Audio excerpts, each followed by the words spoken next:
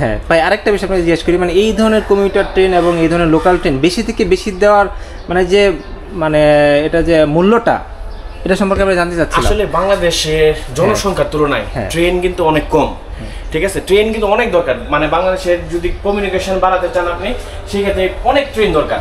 কিন্তু বাংলাদেশের ক্যাপাসিটি, রেলের ক্যাপাসিটি অনেক কম। এখন আপনি যদি খেয়াল করেন 2016, 17, 18 সালে যেসব কমিউটার ট্রেন চলতো এই রুটে, বিখ্যাত ইশাকা ট্রেন চলতো একটা। ইশাকা ট্রেনটি ঢাকা থেকে ময়মনসিংহ যেত আপনার ভৈরব কিশোরগঞ্জ হয়ে।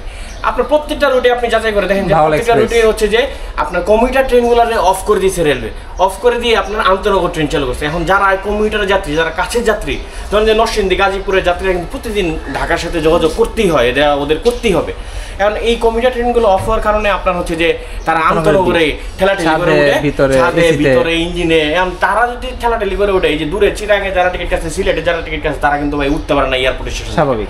এটা আসলে নরসিংদীবাসী বা গাজীপুরবাসীর ব্যর্থতা নয়, এটা আসলে রেলের একটা ব্যর্থতা যে আমি কমিউটার ট্রেন, আন্তনগর ট্রেন, কমিউটার ট্রেন কমায় দিলাম এবং আন্তনগর ট্রেন বাড়াই দিলাম। আসলে যোগাযোগ ব্যবস্থা যদি আপনি ভালো রাখতে চান, সেক্ষেত্রে আপনার কমিউটার ট্রেন বাড়াইতে হবে, আন্তনগর ট্রেন যার নামে যায়। আন্তনগর ট্রেন আপনার কম থাকলেও সমস্যা না, আপনি যদি একটা রুটে 10টা কমিউটার ট্রেন চালান, যদি আন্তনগর চালান, সেক্ষেত্রে আন্তনগরের উপরে এত চাপ পড়বে না। খুব সুন্দর মতামত দিলেন ভাই। আপনার হচ্ছে খালি কমিউটারই কমায়, লোকালি কমায় আন্তনগর বাড়ায়, কই যে আমরা এই ট্রেন বাড়িয়েছি, ওই ট্রেন বাড়িয়েছি, আসলে এটা আসলে কোনো কাজের না।